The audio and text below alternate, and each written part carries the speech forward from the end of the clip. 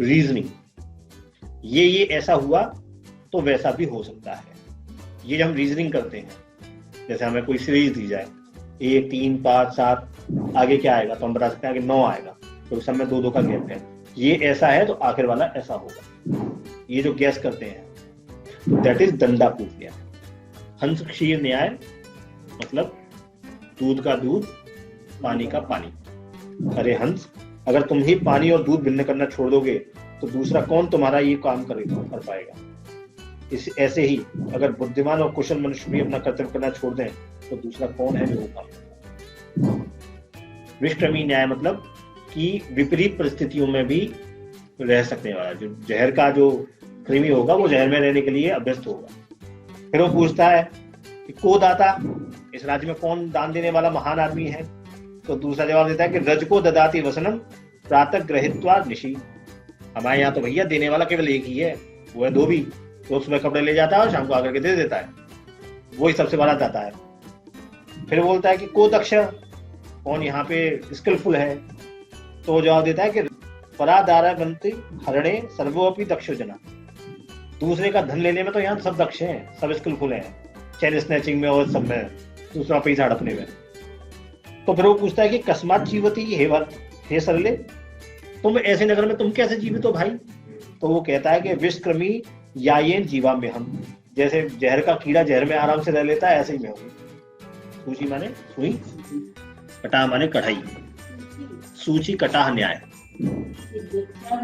हाँ, सूची कटाह न्याय का मतलब है कि जब तुम्हें कोई 2 काम करने हो तो पहले आसान काम करना है। वृद्ध कुमार का न्याय का मतलब क्या है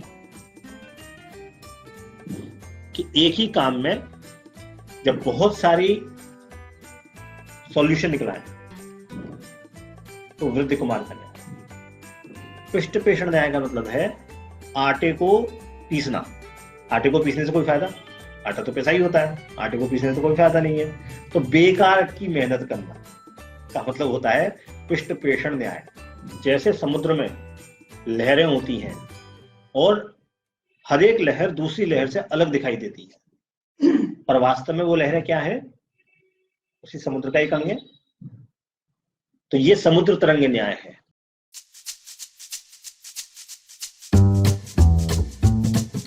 तर्कशास्त्र में हम लोग अलग अलग टॉपिक पढ़ रहे थे, हम लोक न्याय पढ़ रहे थे तर्कशास्त्र में कि लोक न्याय क्या होते हैं। कि जैसे सुप्रीम कोर्ट कोई रूलिंग दे देती है कि एक किसी केस में ये फैसला आ गया तो वही फैसला आगे के लिए एप्लीकेबल होगा, सिमिलर केसेस के रेफरेंस में सेट हो जाता है। ठीक है, ऐसे ही लोक न्याय होता है कि एक पर्टिकुलर चीज एक जगह कही गई और फिर आगे के लिए वो सेट हो गया कि भाई ये चीज अब आगे से जब भी होगी तो उसको ये कहा जाएगा। ठीक है, तो आज का पहला न्याय है दंडापूप न्याय। दंडापूप न्याय, अब आगे आ गया दंडापूप न्याय। ये भी तर्क लोक न्याय है, सेम। दंडापूप न्याय ये होता है रीजनिंग, ये ऐसा हुआ तो वैसा भी हो सकता है। ये जब हम रीजनिंग करते हैं, जैसे हमें कोई सीरीज दी जाए 1 3 5 7, आगे क्या आएगा तो हम बता सकते हैं आगे 9 आएगा, तो सब में 2 का गैप है। ये ऐसा है तो आखिर वाला ऐसा होगा। ये जो गैस करते हैं दैट इज दंडापूप न्याय। जैसे कोई चूहा है, कोई चूहा अगर लकड़ी खा सकता है तो हम गैस कर लेते हैं कि कागज भी खा जाएगा, तो ये दंडापूप न्याय है।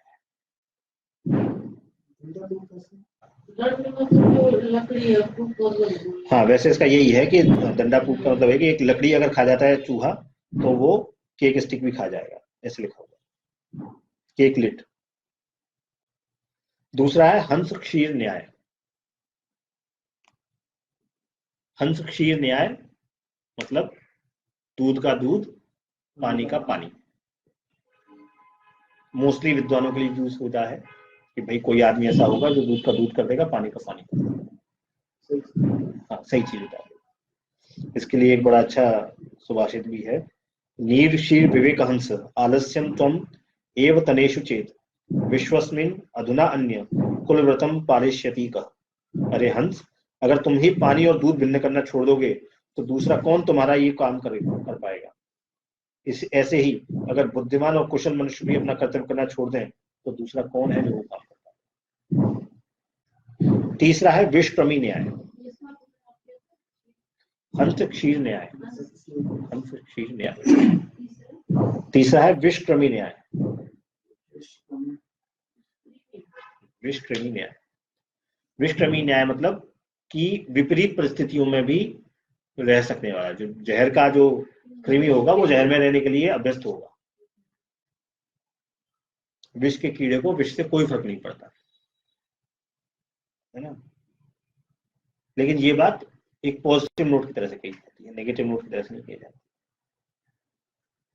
जैसे एक ब्राह्मण दूसरे ब्राह्मण से पूछता है कि विप्रस्मिन नगरे को महान, इस नगर में कौन महान है। ठीक है, तो दूसरा बोल रहा है कथयता है ताल ध्रुमाणाम गणा, जो ताल के वृक्ष हैं बस वही महान है इस शहर में, तो कुछ नहीं है, कोई मान नहीं है, वही बड़े हैं इसमें।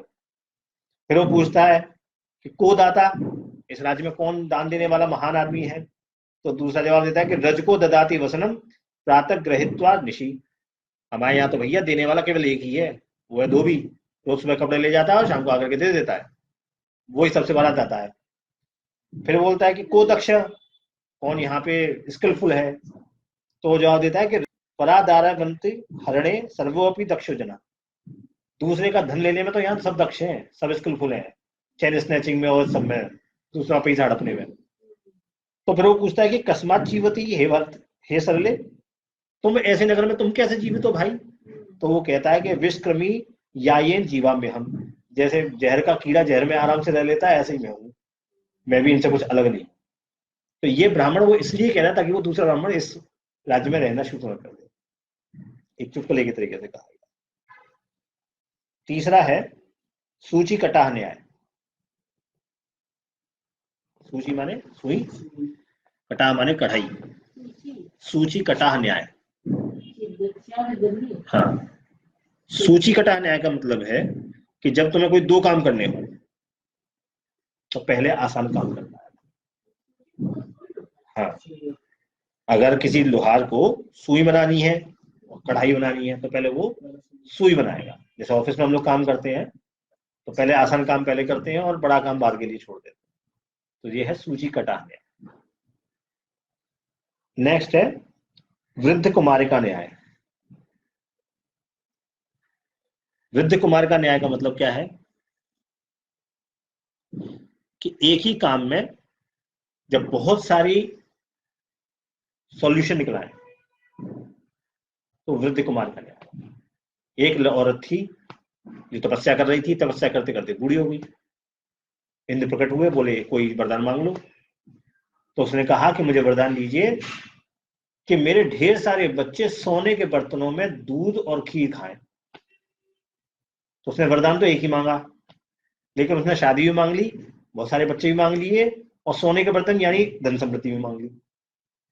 ठीक है, तो बात एक ही हुई लेकिन इसके आउटपुट बहुत सारे। ठीक है, नेक्स्ट है पिष्ट पेषण न्याय। पिष्ट पेषण न्याय का मतलब है आटे को पीसना। आटे को पीसने से कोई फायदा, आटा तो पैसा ही होता है, आटे को पीसने से कोई फायदा नहीं है। तो बेकार की मेहनत करना का मतलब होता है पिष्ट पेषण न्याय। ठीक है,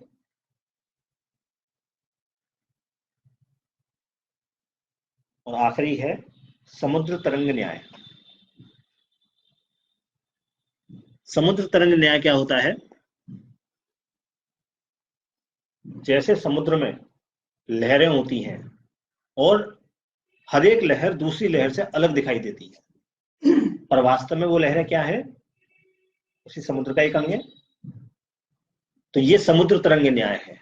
इसको ऐसे समझ सकते हैं कि जैसे आत्मा, जैसे हर एक शरीर दूसरे शरीर से अलग दिखाई दे रहा है लेकिन वास्तव में उसमें तत्व एक ही है, आत्म तत्व है। तो ये है समुद्र तरंग न्याय।